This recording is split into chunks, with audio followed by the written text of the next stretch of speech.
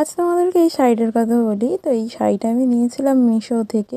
তো সেদিনকে ভাবলাম একটু আউটডোর শ্যুট করতে যাচ্ছি, তো ভাবলাম এই শাড়িটা পরি। আমাদের মধ্যে কে কে আমার মতো আছো যে এই গরমকালে এই খাদির শাড়ি পরতে ভীষণ পছন্দ করো? তো যাই হোক, দেখো আউটডোর শ্যুট, তা এত গরম, তাই জন্য দেখো মুখের মধ্যে আইস রাব করছি। তারপরে তো সিলিকন বেস প্রাইমার ইউজ করেছি, কারণ গরমকাল মেকআপ উঠে যাওয়ার চান্স থাকতে পারে অনেকটাই বেশি। দেখো গরমকাল, সেই জন্য অল্প একদম ফাউন্ডেশন ইউজ করছি, আর কনসিলারটাও একদম অল্প ইউজ করছি, কারণ এর আগে আমি কালার কারেক্টিং করিনি।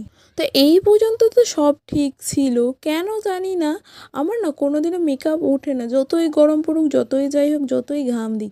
কিন্তু সেদিনকে দেখলাম মেকআপ উঠেই গেল সব। প্রথমে তো গোপের কাছ থেকে উঠতে শুরু করেছে, তারপরে দেখলাম ধীরে ধীরে পুরো মেকআপটাই উঠে গেল। কিসের জন্য হলো বুঝতে পারলাম না। এইটা আমার ফার্স্ট টাইম এরকম হলো যে মেকআপ করেছি আর মেকআপ স্টে করেনি, উঠে গেছে।